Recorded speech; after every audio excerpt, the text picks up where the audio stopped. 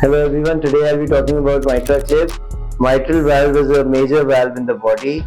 There are four valves, out of which mitral valve is a valve on the left side. Because of the mitral valve leakage, it results in congestive heart failure and sudden cardiac death. Many times patient complains of shortness of breath.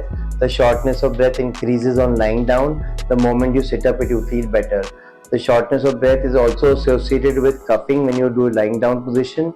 Sometimes it may be having associated with swelling in the abdomen, swelling in the legs. Mitral regurgitation or mitral valve leakage is a very difficult procedure for the surgeon, and open heart surgery becomes very risky after a certain age.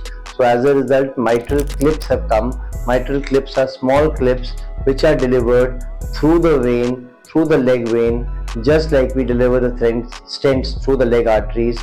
There is no scars, there is no stitches, there is no general anesthesia, and the patient gets early ambulatory, and heart failure is controlled excellently well with these mitral clips, and the patient goes home in the next 48 hours. We at Paras have been doing these mitral clips routinely now, and it has been a boon for patients who are above the age of 60 and who are in refractory heart failure.